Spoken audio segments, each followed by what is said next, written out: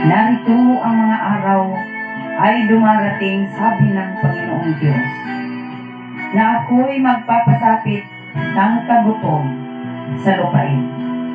Hindi kagutom sa tinapay o kawahawan man dahil sa tubig, kundi sa pagkarinig ng mga salita ng Panginoon. Dahil sa hulang ito ni Propeta Amos, nabuo ang programang ito, Tinig ng Katotohanan. Isang programa na magpapahayag sa mga salita ng Diyos galing sa banal na kasulatan. Tinig ng Katotohanan. At ngayon, narito ang iyong mga lingkod. Okay na, ito na muli tayo sa ating pagsasama-sama sa pag-aaral ng banal na salita ng Panginoon, na itong bibigyan ng lakas sa atin, sa ating pananampalataya. So, bago na tayo magpatuloy nito, ay pasalamatan natin ang Diyos. Tayo muna ay manalangin. Panginoon namin Diyos, magalang kami lumalapit sa iyong banal na harapan. Pinabot po namin ang aming taos-pusong pasasalamat, lalo na sa oras na ito na kami ay mag-aaral ng banal na salita. Patawarin kami sa aming mga kasalanan at tulungang maintindihan ng bawat isa, lalo na sa mga makikinig ngayon, ang iyong banal na aral na magbibigay ng lakas at mapalapit sa iyo at magbunga ng lubos na pagpapasakop.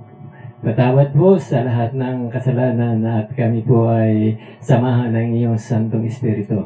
Ito ang aming dalangin sa pangalan ng aming mahal na Panginoon Jesus at sa banal na Espiritu. Amen. Okay, ang ating topic ngayon ay dalawang landas, no? Ating muna ipakikilala ang ating kasama. Kasama natin ngayon si Sister P, tsaka ito yung inyong lingkod, si Brother Praid. Kasama natin ngayon first time si Ariel, no? Siya, kami yung tatlo. Si GD na kasama natin dati ay nag-bakasyon muna.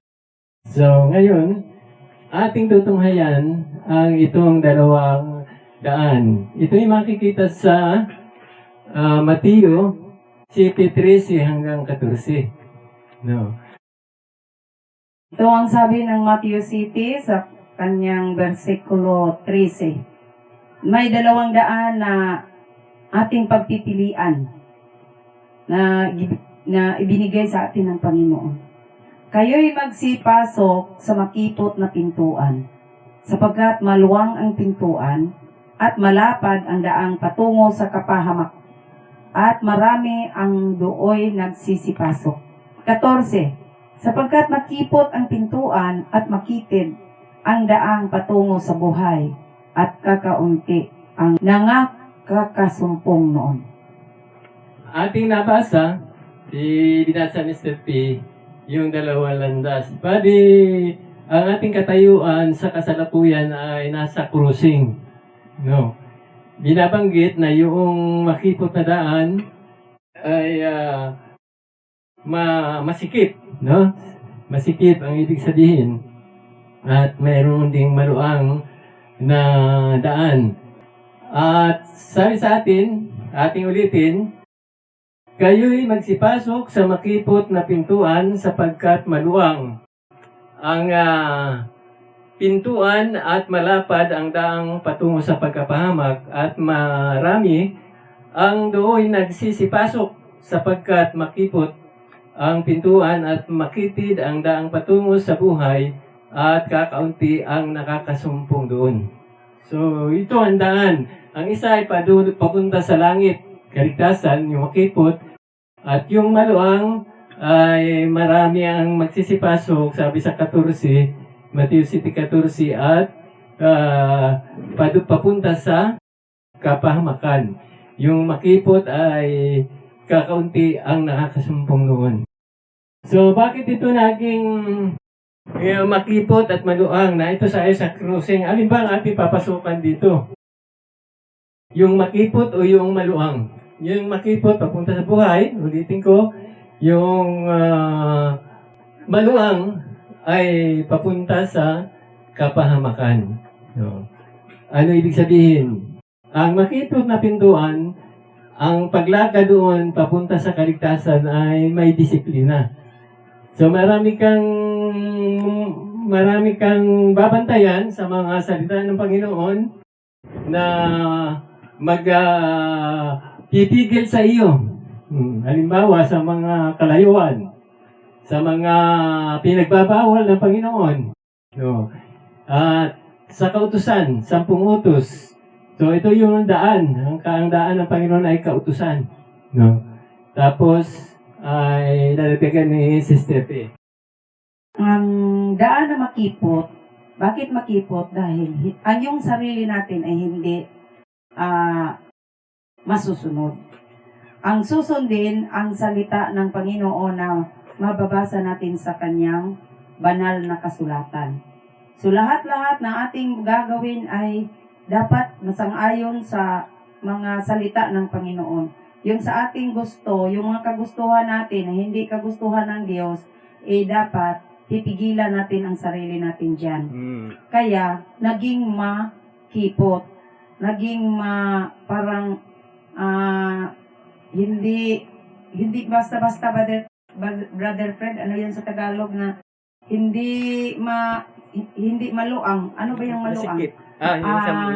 Yung makipot, masikip yun. Maluang naman ay yung gawin mo kung anong gusto mo. Kayo ang masusunod, kaya maluang. Dahil malaya kang gumawa ng kahit anong gawin mo, walang makapitigil. Para sa kasiyahan mo, para sa sasaya sa sarili mo. Ang sa Panginoon ay baliwala na lang. Kaya nga, ito ang ating tatalakayin ngayon.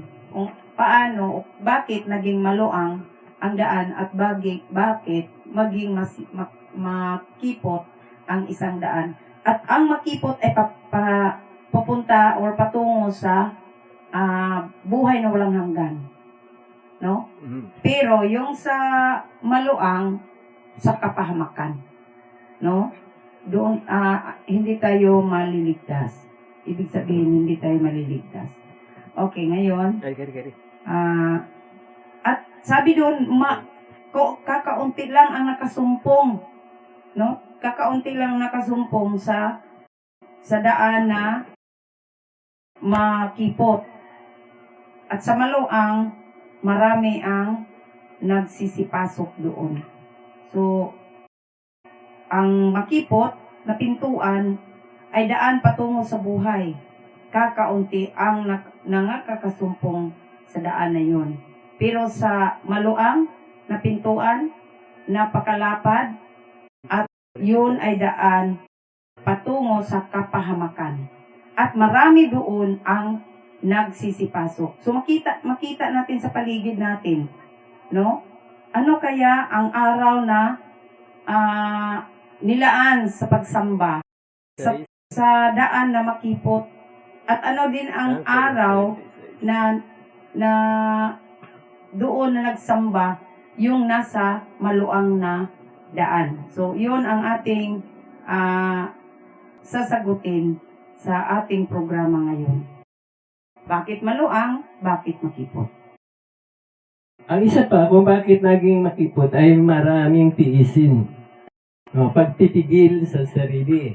So yung mga bisyo, titigilin mo yan. Ayaw ng Panginoon yan dahil sa langit wala ng bisyo. Mga kalayuan, mga pagkain. No? Ang pagkain ay mayroon ding ipinagbabawal ang ating Panginoon. Tatalakayin natin yan mamaya. Marami pang bagay na para itong karera, no, yung karera ng tao na mayroong coach na dapat mong susundin. At dito sa 20, Mateo 25, 26 ng Mateo ay sabi rito, at ang mga ito'y mga paparoon sa walang hanggang kaparusahan. Ito naman doon sa kabila. Datapwat ang mga matuwid ay sa walang hanggang buhay. So yun yung dalawang yun na tinutukoy. Ang kaparusahan ay kung ikaw ay doon sa maluang. Ibig sabihin nga na binanggit ni Steffi, ay malaya kang gawin ang gusto mo kahit ano ang iyong maisipan. Pero dito sa Makipot ay susundin mo ang mga disiplina ng ating Panginoon. So, ganun. Tayo ay binigyan ng Panginoon ng desisyon. Nasa cruising tayo, isang makipot sa kanan, isang maluang sa kabila. So, yun ang ibig sabihin na tayo ay lalakad sa lakad ng pagpipigil. Okay. So, ating babasahin itong nasa Mateo 24. Bakit may pagpipigil? Sabi ni Kristo dito, at sa sinabi ni Brother Fred, nang magkagayoy, sinabi ni Jesus sa kanyang mga alagad, kung ang sino mang tao'y ibig sumunod sa akin, ay tumanggi sa kanyang sarili at pasanin ang kanyang cross at sumunod sa akin.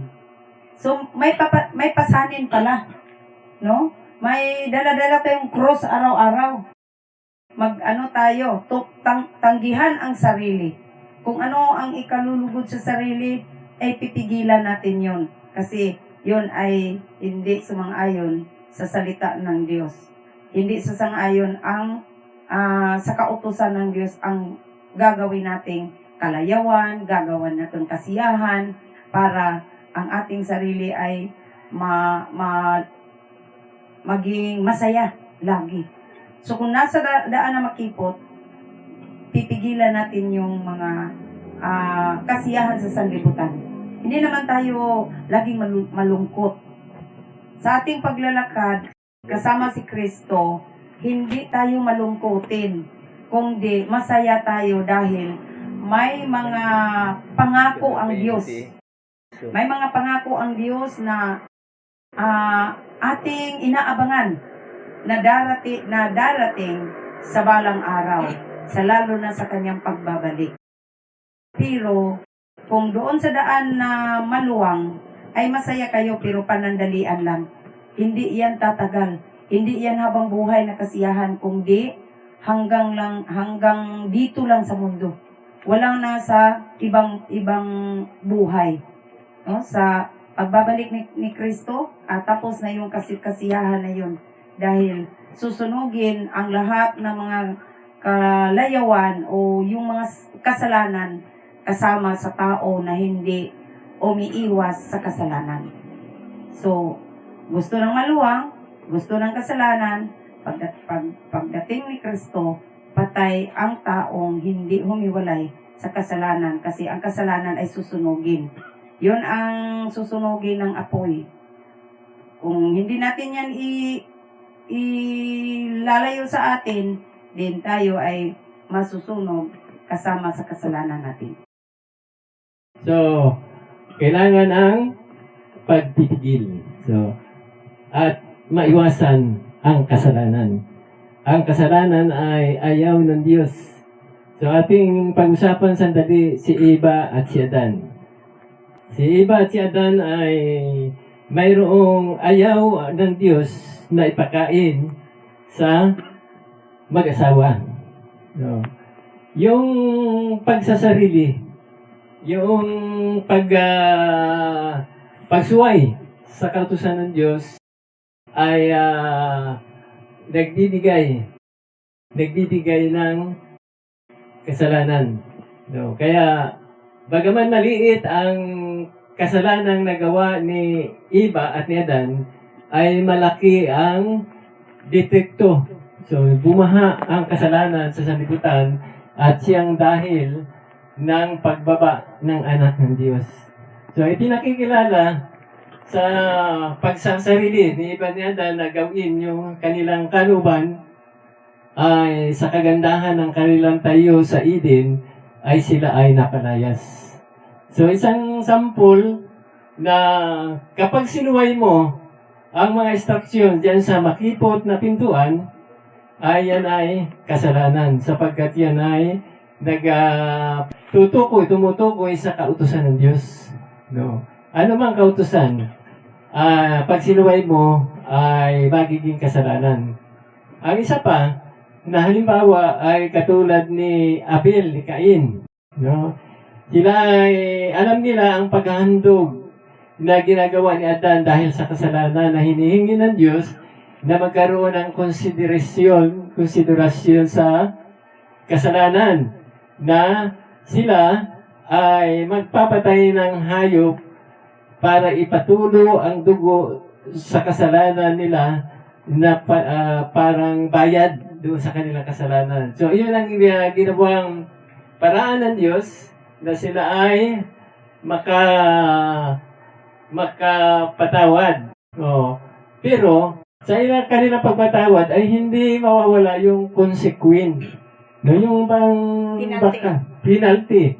Kahit ikaw ay patawarin, mayroon ka nadanasing hirap. Halimbawa, si Adan, pinatawad sila. Pagkatapos ay pinaalis naman sila sa Eden. Yun ang penalty. Halimbawa, si David. Nagkasala rin ng malaki si David sa pagkuha niya sa asawa ni Uriah.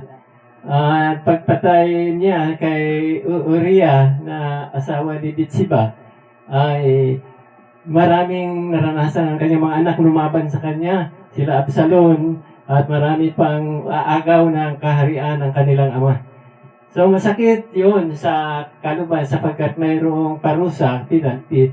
Ganun din, ganun din ang mga mangyayari sa atin kung tayo susuway doon sa kautusan. Sabi dito sa Levitico 1, verse 10, no? At kung ang kanyang alay ay kinuha sa kawan, sa mga tupa o sa mga kambing na pinakahandog na susunugin, ang kanyang ihahandog ay isang lalaking walang kapintasan. So yun ang paraan na pinagawa ng Panginoon na maghahandog ka ng hayop. Kaya makita mo, si Cain ba sumuway o hindi, yung magkapatid. Sumuway si Cain. No, bakit sumuway? Sa sa Genesis, ating makikita ang kasaysayan nila na kapwa sila naghandog ng hayop. No? Dito sa Genesis 4, no? Ating babasahin para malinaw kung bakit anong makukuha nating leksyon dito. At nakilala ng lalaki si Eva. Ito'y nakalabas na sila sa Eden. Pinalaya sila. Pero pinatawad sila sa kanilang kasalanan sa kamatayan sa impyerno. Pero madadanasin silang hirap. Ito na nga. At nakilala ng lalaki si Eva at ang kanyang asawa at siya ay naglihi at ipinanganak si Cain. At sinabi, magkakanak ako ng lalaki at katulong sa tulong ng Panginoon. At sa mga muli ay pinanganak ang kanyang kapatid na si Abel. At si Abel ay tagapag-alaga ng tupa. Datapat si Cain ay magbubukid. Magbubukid siya ng lupa. At nangyari, nang lumakad ang panahon ay nagdala si Cain ng isang handog na mga bunga ng lupa sa Panginoon. At nagdala rin naman si Abel ng mga panganay ng kanyang kawan. Yun ang tunay na handog. At ng mga taba ng mga yaon. At nilingap ng Panginoon si Abel at ang kanyang handog. Sa 5, datapwat hindi nilingap si Cain ang kanyang handog. At nag-init na mainam si Cain at namanglaw ang kanyang mukha. So yun, ang mga leksyon na ating makita dito ay si Cain ay naggawa ng sarili niyang paraan. No? para sarili pala, hindi siya sumunod sa Panginoon, na ang iniuutos ay paghahandog ng hayop. No, yun ang ihahandog para sa konsiderasyon sa kanilang mga kasalanan. At iyon ang nangyari sa paglakad pa ng panahon hanggang sa inaabot ni Kristo yung mga paghahandog na yan na atin niyang matatalakay. No. Kaya, ang pagsuway ay hindi paglakad sa makipot, si Stephen. Oo nga. No.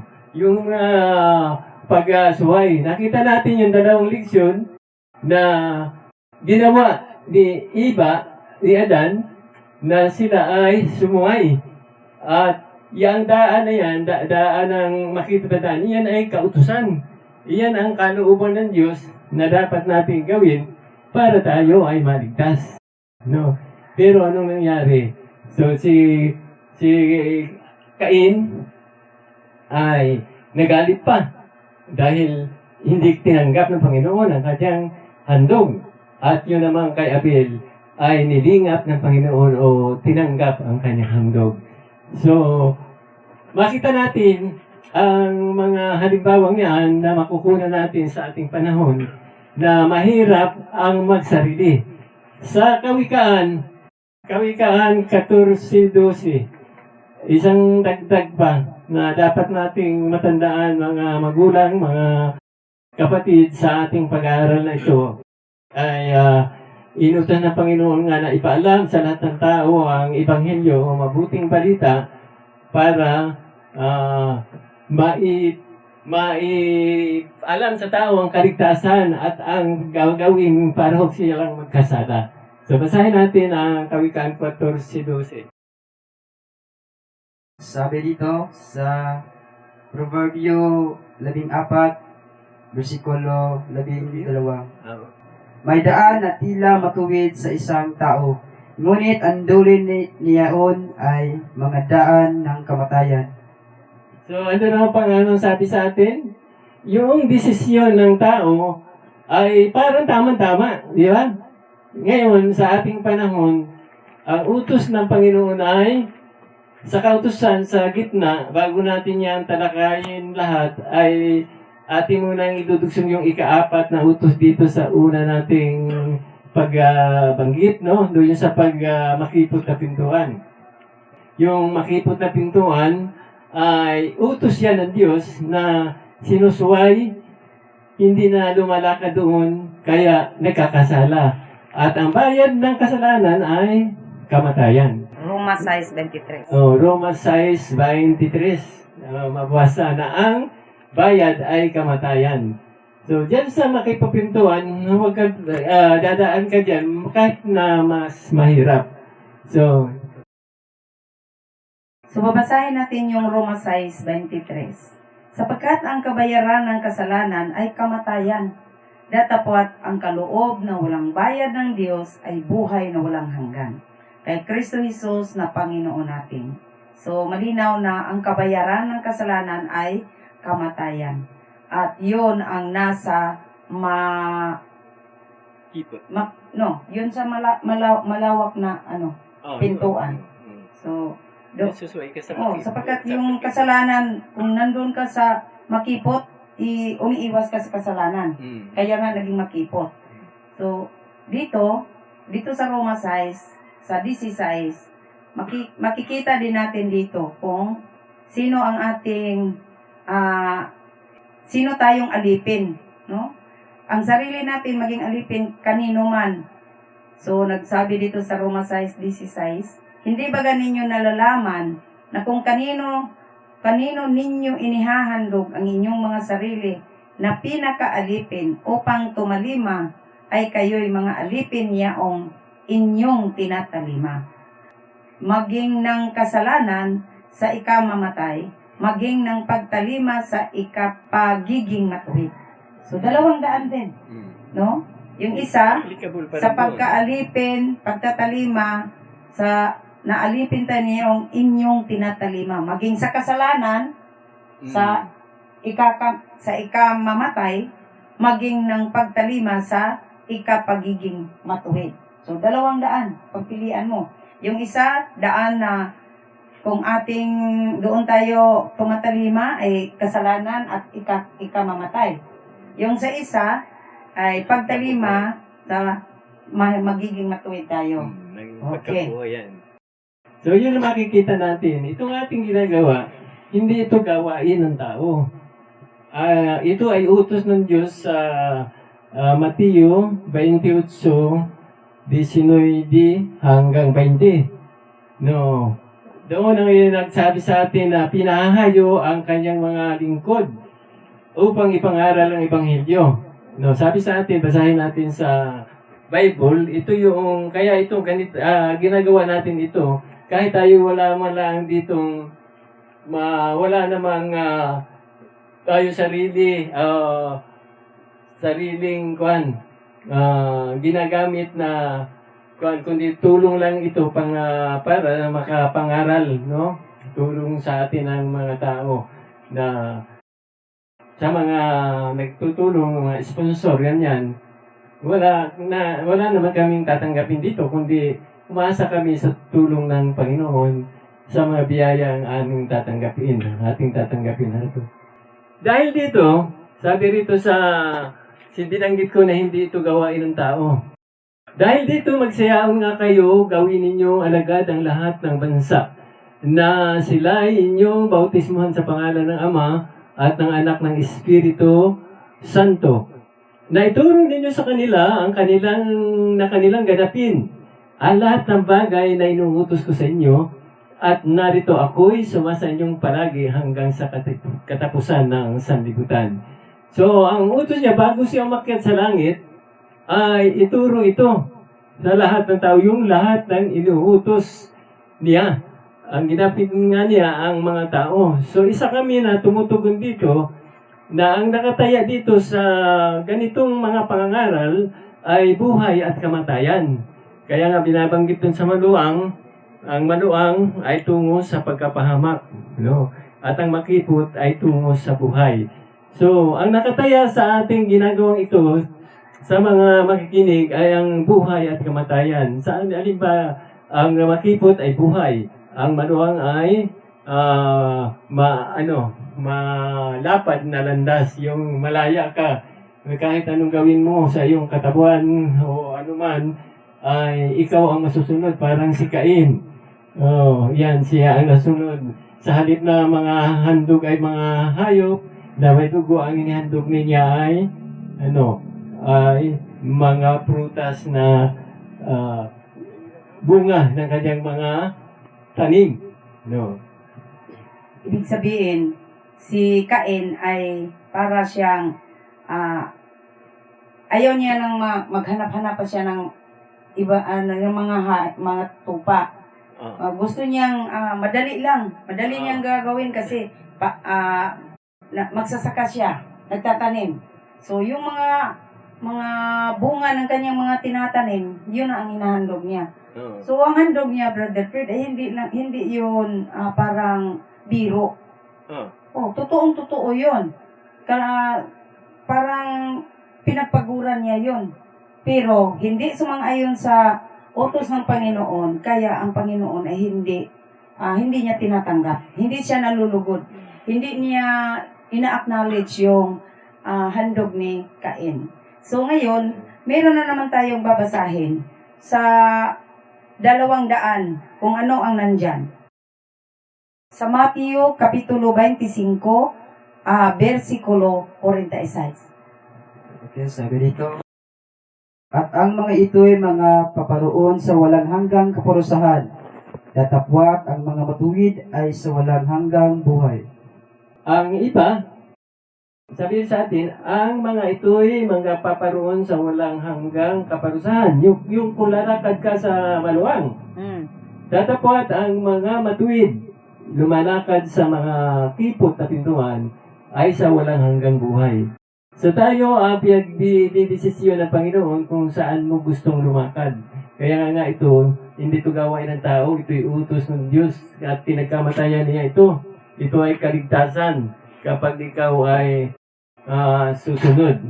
So, isa pang halimbawa na malinaw nating makikita, ang utos ng Diyos sa samba, ay talagang malinaw na halos alam na ng tao na Sabado talaga ang pamilin.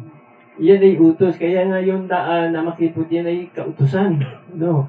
Tapos, manginig kay kapitong araw. Hindi unang araw ng linggo. So, makikita natin kung gaano kalinaw o kasing linaw ng sikat ng araw sa tanghaling tapat, kasing liwanag, na ang utos ng Diyos, maraming mababasa, na ang ika-4 na utos ay pangingili ng inadaanan na natin noong minsan pa, pero nadadaanan din dito sa dalawang landas na lalakaran. Makita nating malinaw na kahit ang Ama, sa kanyang paglalang, ay nagpahinga sa ikapitong araw. Genesis 2, no? Natapos niyang lalangin.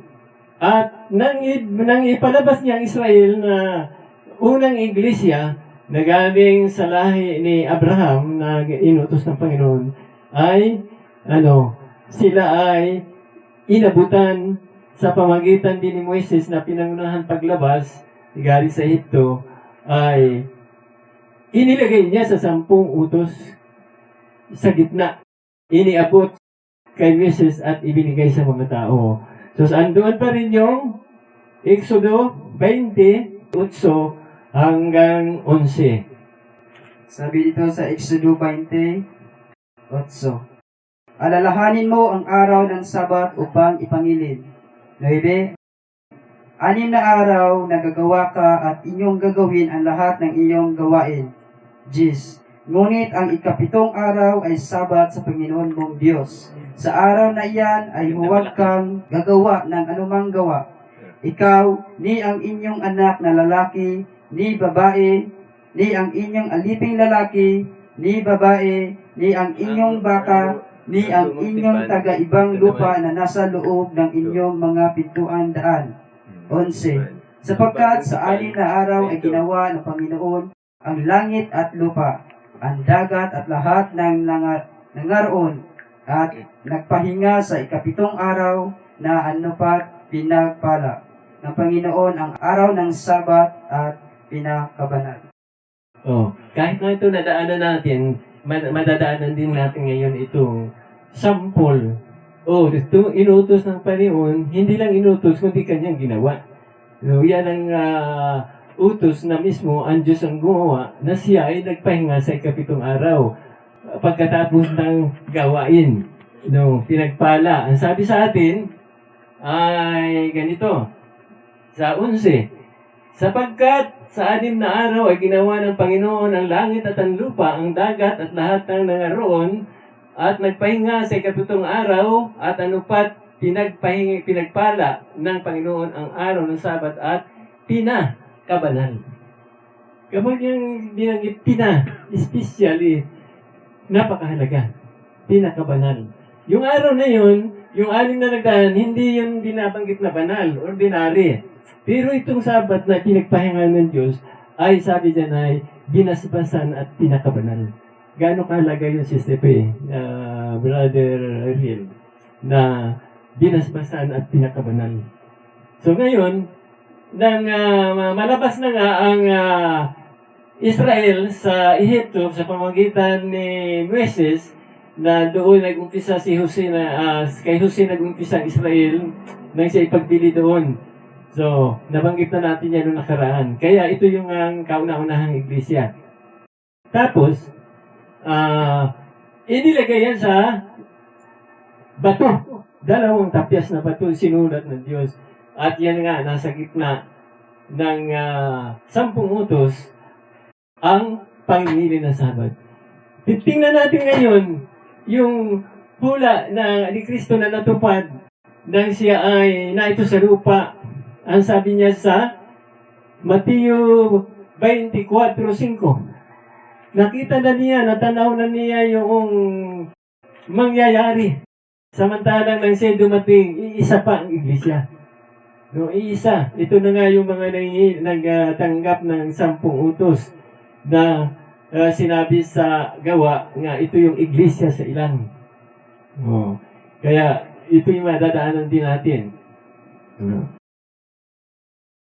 Sabi dito sa Mateo 24:5, sapagkat marami ang magsisipa dito sa aking pangalan na mga nasasabi, ako ang Kristo, at liligaw ang marami.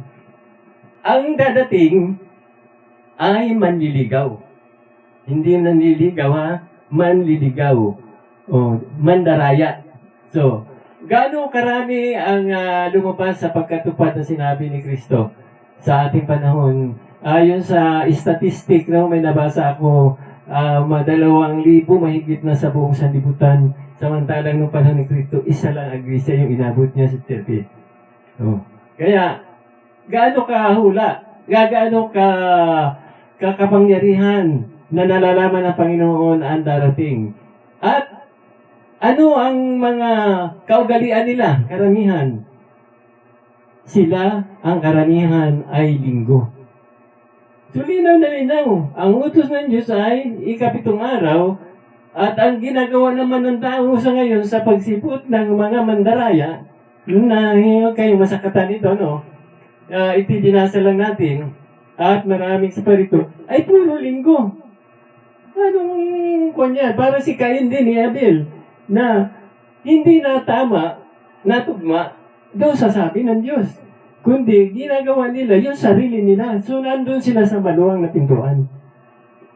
So, malinaw at makita natin sa paligid natin, Brother Fred, kapunti lang ang nagsamba o gumaganap sa kautusan ng Panginoon na ikapitong araw ang araw ng pagsamba sa Kanya. Yan ang makita. Yun ang makipot na pintuan. At ating makita kung ano ang hantungan or ano naman ang nasa makipot na pintuan. Sa Apokalipsis, sa kanyang versikulo 21, so Apokalipsis 21, sa kanyang versikulo 3 hanggang 4. Sabi dito, ito ang hahantungan, ang pupuntahan sa makipot na daan. At narinig ko ang isang malakas na tinig na mula sa luklukan na nagsasabi, narito ang tabernakulo ng Diyos ay nasa mga tao, at siya ay mananahan sa kanila, at sila ay magiging mga bayan niya, at ang Diyos din ay sa kanila, at magiging Diyos nila. Versikulo 4, at papahirin niya ang bawat luha sa kanilang mga mata, at hindi na magkakaroon ng kamatayan, hindi na magkakaroon pa ng dalamhati, o pananambitan man, o ng hirap pa man. Ang mga bagay ng una ay naparang na. Napakaganda. Napakasaya sa daan na ito. Ang hahantungan niya. Katuparan ng hula na dinanggit sa makipot na pintuan. Na doon, wala nang kamatayan. Hindi na magkaroon pa ng dalamhati, o ng pananambitan man, o ng hirap man. Dito, sa buhay natin, lalo na kayo ngayon na may COVID, napakahirap. Mahirap na pumunta sa ibang lugar. Kung nandoon ang mga mahal natin sa buhay, hindi tayo makauwi. Hindi natin makasama kahit minsan lang yung mga mahal natin sa buhay. Mga anak natin, mga apo, no? Hindi natin sila makasama dahil sa pandemya na sinasapit sa ating sa sanlibutan. So, magsisikap tayo na pumasok sa pintuang makipot dahil doon papahirin niya ang bawat luha ng kanilang mga mata. Wala nang pagluha at hindi na magkaroon ng kamatayan. No? Hindi na magkaroon pa ng dalamhati. Wala na. Masaya. Ang kasiyahan ay walang katapusan. At dito sa pintuan na ano ba yun, Brother Fred? Makipot at sa maluwang. Dito sa maluwang naman, babasahin natin ang Amos 5:16. Ano ang nasa maluwang na pintuan? Anong sabi dito? At ito ay siguradong matutupad. No? Amos 5:16. Brother Ariel? Sabi dito, Kaya't ganito ang sabi ng Panginoon, ng Diyos ng mga hukbo ng Panginoon. Panaghoy ay sa lahat ng daan, at sila'y mangagsasabi sa lahat ng lansangan, sa aba, at kanilang tatawagin ang magbubukid sa pananambitan at ang lahat na binasa sa pananaghoy sa pagtaghoy. So ito yung mangyayari naman doon sa katapusan sa dulo ng maluwang na landas. So mayroong magaganap, no? Sinabi na ng Panginoon doon sa binasa natin, Mateo 7:13-14, na ang maluwang ay patungo sa pagkapahamak.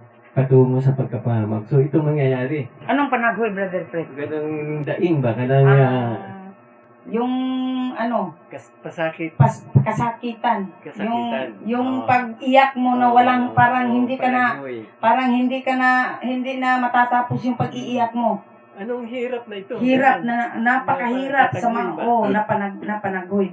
Doon yan sa lahat ng daan na maluwang. At saka doon sa daan na maluwang ay nandoon ang kasalanan. Yung pagsalangsang sa katusan ng Panginoon. Dahil ayaw ng tao na magpasakop. Ayaw nilang magtitiis sa pagpasakop. Kung ano man ang kalooban ng Panginoon. Gusto nila yung sarili nilang kalooban ang matutupad. No? Ayaw nilang gumaganap sa... At saka ayaw nila na masaway. Oo nga. Sila ang gustong masunod. No? Para maganap yung masaya nilang pakiramdam. Masaya doon sa sa entrance hanggang kalagitnaan ng maluang. So bata pa, masaya. Pero ang alalahanin may bata pa na namamatay. Pero doon sa maluang, ang saya-saya. No? Maraming nakalagay doon yung mga disco, no? Naroon sa maluang. Yung mga pamang bagay na makapipigil, yung mga celebration, mga Pasko. Wala namang mababasa sa Biblia na ipinanganak si Kristo 25 ng Disyembre.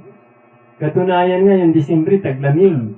Tapos nung ipanganak si Kristo, tag-init, gawa nung mayroong nagbabantay ng tupa nung panahon yun sa ilang na pinuntahan ng Injil na mayroong ipinanganak na ang Kristo. So, hindi yun. Yun ay mga tradisyon niyang Pasko na binabanggit. Pista ng mga revolto. So, iyan isa sa maluluang na landas na ni Satanas yung pinabubulag. Di ba, binasa natin nung nakaraan, binulag ng Diyos ng sanlibutan ito. Iyan ay pambulag. Yung maluwang na pintuan si Stepe ay pambulag. Bakit pambulag? Andiyan lahat yung mga tanawin na mga nakapagpapalimot sa Diyos. Lahat nandyan sa kasayahan. Kaya nga sabi sa pasyon, nabanggit ko yung pasyon nung una, dito sa Luzon, ay lalo sa Bicol, usong-uso yung pasyon. Ang sabi mo sa pahina 5, kung hindi ako nagkakamali, sa pasyon. Ang sabi ni Satanas, hindi ako tutugot hanggang hindi ko nalalamuyot ang tao ay maramay, sa apoy ay masunog. So yun ang kanyang ngayon, yung strategy, yung paglinlang sa tao na huwag na silang mag-isip ng makalangit na bagay. Gusto ni Satanas na dito na lang para mayroon siyang makaramay na mapasama doon sa impyerno. So yan, kaya nga sabi, may mabasa tayo na huwag tayong padaya. No? Huwag tayong padaya na katulad ng nadaya na ni Satanas, no? Dinidinaya sila Eva at Adan. So magkakuha na tayo.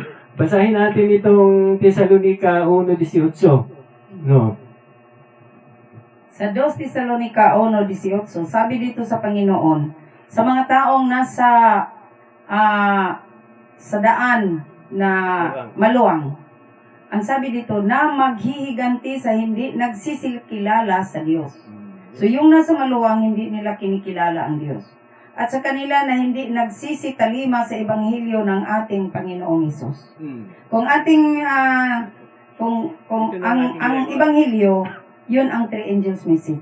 Yan ang ating Kung ginagawa hindi tayo magsisitalima, hindi natin maintindihan kung ano yung three angels message kasi yun ay last message of mercy. Nadadaanan natin. Oo, madadaanan natin yan sa pag darating ng mga araw na yun ay ipaschedule natin na tayo ay magtatalakay ng three angels message. Maganda itong na topic na ipahayag natin kung ano yun. No? Katapusan na yan, hanggang sa katapusan. O hanggang sa katapusan na yan at hanggang sa pagbabalik ni Kristo.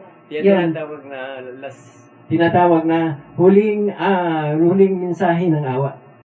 So dito, sa maluwang na daan, na maghihiganti sa hindi nagsisikilala sa Diyos. So sa maluwang na daan, hindi nila kinikilala ang Diyos. May mababasa pa tayo dito sa awit 119 dito sa maluang verse 155 versikulo 155. Sabi dito, kaligtasan ay malayo sa masama sapagkat hindi nila hinahanap ang mga palatuntunan mo. So yun nga ang sinasabi doon sa 2 Tesalonica, hindi sila nagsisitalima sa ebanghelyo ng ating Panginoong Hesus. Sa mga kautusan, hindi nila yung binigyan pansin. Hindi nila sinaliskik ang banal na kasulatan kung ano yun para gaganapin. So kaya gusto nila ng maluwang, hindi sila nagpahirap sa kanilang buhay. Gusto nila yung kasayahan sa mga fiesta, sa mga birthday celebrations, sa mga Valentine's celebrations, yun ay hindi sa Panginoon. Hindi natin mababasa yan. Doon sa banal ng kasulatan na mayroong celebration ng Christmas, hindi niya mababasa yung birthday ni Jesus. Kasi ayaw niyang i-celebrate yun sa mga tao, pero pinipilit ng mga tao na ilagay yung pizza, ilagay yung buwan, ilagay yung ang pizza na doon si Kristo isinilang, pero hindi yan totoo. Mali yun. Iba ang isinilang doon, brother friend, si Tamos, yung anak ni Nimrod at ni Miseramis, ang Diyos ng mga pagano. So, naman tayo, nalinglang naman tayo, ay tayo'y nadaya, no? Nadaya tayo sa mga taong nagbigay ng mga doktrina ng gawa ng tao, hindi galing sa Diyos. Okay, yun ang makita natin sa maluwang. Hindi sila nagsisitalima sa ebanghelyo ng Panginoon. So ano pa? Ano pa ang ating doon sa daan na makipot. Ano ang ginagawa sa mga tao na siguro sila'y makapunta sa langit, no? Dahil ang makipot na daan ay hahantong siya sa buhay na walang hanggan.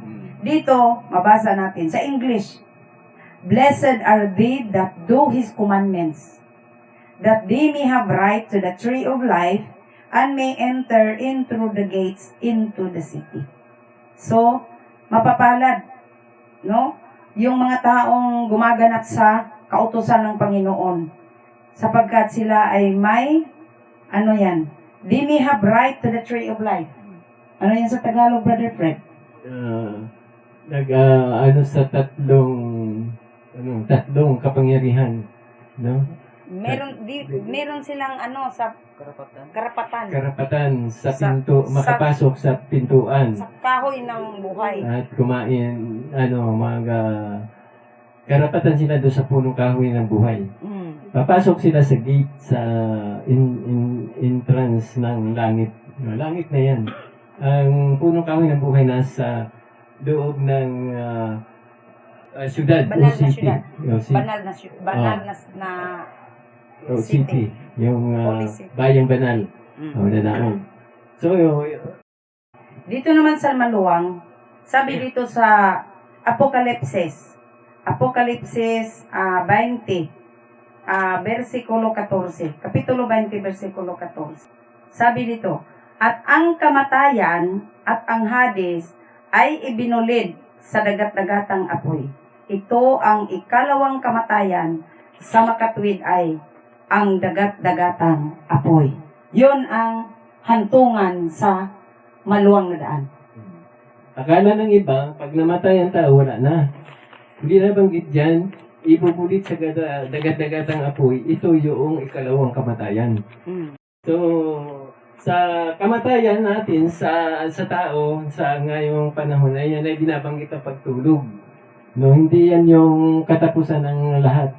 Tapos, ay yun na yung impyerno, yung ibubulit sa dagat-dagatang apoy.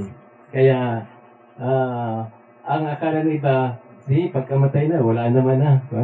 Mamatay na lang tayo sa sarap. Yun din ang katwiran ng iba.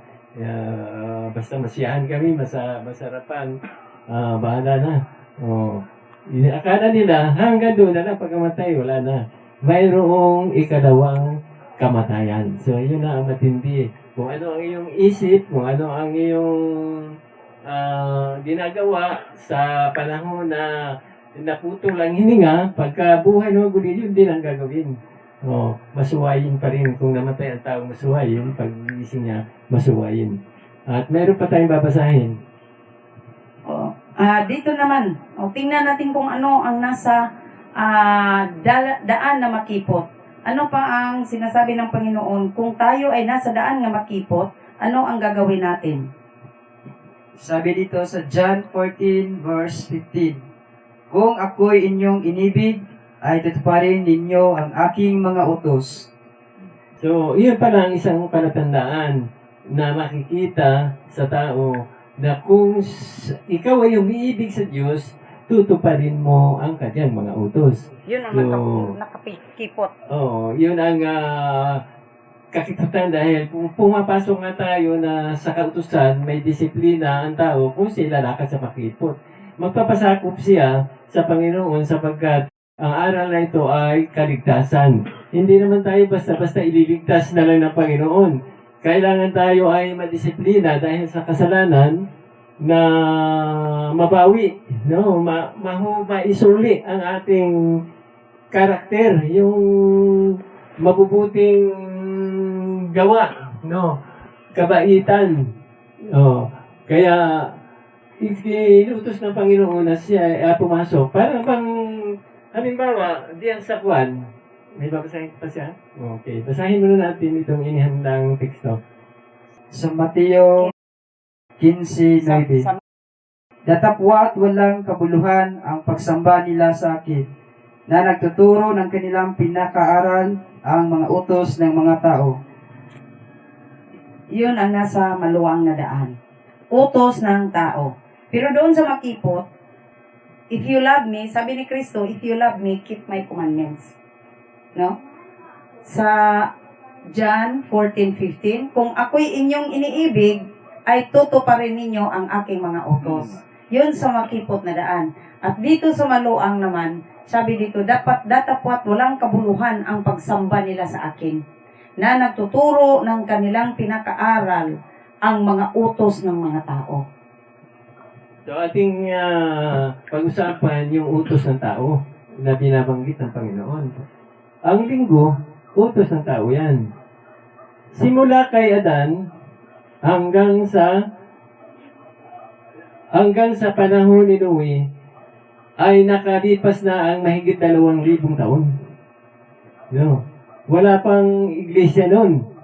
Pagkatapos ni Noe, ang sumunod na sinunoy pa yan ng Biblia ay si Abraham. Siya naman ang tinawag kasunod ni Noe. No. Nang malipol ang mga tao. Tapos nung si Abraham, ang sumunod sa kanya na nga, yung kanyang lahi na ipinangako yung Israel. No? Siya ay pinangakuhan na dadami kahit sila ay matanda na. Yun ay abot na ng 3,000 taon. Galing kay Adan. Dahil ang edad ni Adan, 900 mahigit. Namatay na siya, matagal na. Kaya umaabot na sa nasa 3,000 taon. Pagkatapos dumating si Kristo, lumipas naman ang apat na libong taon. No. Bago si Kristo pinanganak, yung 4,000 may natitira pa na may natitira pang 2 taon. Diyan ipinanganak si Kristo. Nakalipas na ang 4,000 taon bago dumating si Kristo, nag-iisa pa rin ang iglesia. Kailan ba lumitaw yung linggo? So, hindi siguro natin matatapos ito sa susunod na pagkakataon nating isusunod yun dahil ang ating oras ay kulang na lang ng 2 minuto mahigit. So siguro tatapusin na lang natin ito sa ating panalangin at tayo ay sa susunod na pagkakataon sa ganito ring oras ay atin itong pag-aaralan kung saan ang nanggaling niyang linggo na siyang ina-adapt ng mga tao. Okay, wala na tayong sapat na oras. Tayo ay manalangin. Ama namin, nasa mga langit ka, taos puso kaming nagpasalamat sa inyo sa lahat ng mga salita na aming pinag-aralan. Sana ito ay magbibigay sa amin ng pangangaral sa lahat na nakikinig at maging ilaw o maging guide sa aming pamumuhay habang kami ay nandito sa sanlibutan at kami ay umaasa na bumabalik si Kristo, na kami ay maging handa at hindi kami makapasok sa maluang na daan, kundi makapasok kami sa makipot na daan hanggang sa kanyang pagdating. Patawarin kami sa lahat naming pagkasala at itong lahat ay aming hinihiling sa pangalan ng Panginoong Hesus at sa banal na Espiritu Santo. Ito si Sister Faith, nagsasabi sa inyo, God bless sa lahat at maraming salamat. Ito sa kabila, si Brother Fred ay hanggang sa muli ng ating pagkasama. At ito naman si Brother Ariel. Hanggang sa muli. Maraming salamat.